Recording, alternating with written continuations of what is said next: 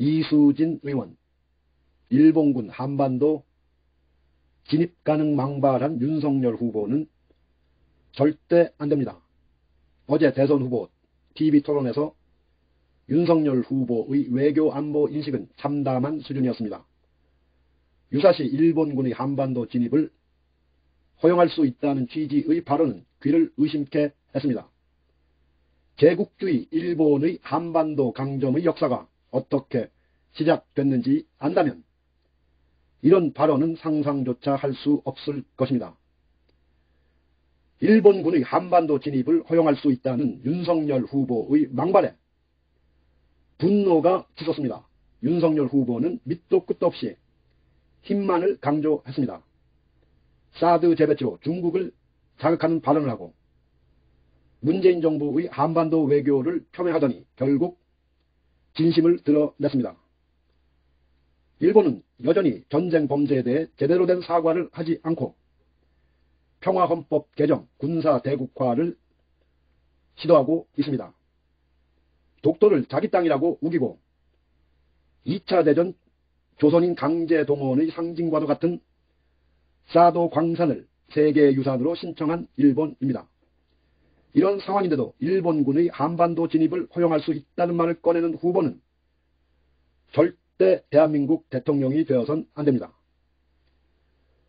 우방국들과의 군사적 협력을 강화해야 한다는 대원칙 아래 한미동맹을 굳건히 유지하고 우방국들과의 군사적 협력을 강화하는 것은 대한민국 외교 전략의 기본입니다. 대한민국 외교의 최종 목표는 지금의 군사적 긴장감을 약화시키고 한반도 평화와 남북 통일을 이뤄내는 것입니다. 구체적인 외교 안보 정책과 전략은 이 목표를 달성하기 위해서 기획되고 실천되어야 합니다. 그런데 윤 후보는 미국의 미사일 방어 체계에도 들어가야 한다고 합니다. 한반도 외교를 제대로 알고나 하는 말인지 의심스럽습니다. 역대 대한민국 어느 정부도 미국 MD 편입을 말하지 않았습니다. 주변국들과의 전략적 균형을 유지하고 군사적 긴장을 강화시키지 않기 위함이었습니다. 한국형 미사일 방어 체계가 차츰 만들어지고 있습니다. 최선을 다해 자주 국방의 길로 나아가야 하는데 이런 수준 낮은 발언에 한숨만 나옵니다. 몇 년 전 나경원 전 의원의 해방 이후 반민특위로 국민이 분열했다는 발언이 논란이 된 적이 있었습니다. 이번 윤석열 후보의 발언에서 묘한 기시감이 듭니다. 동문수학하고 고시 공부를 한 사이였는지 역사 인식도 비슷한 것 같습니다. 아리 백도 모르고 주식 양도세의 의미를 모르는 건 양반이었습니다.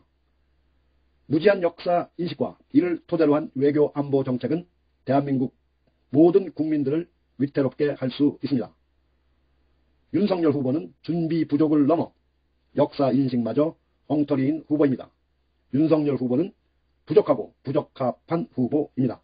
이수진 의원.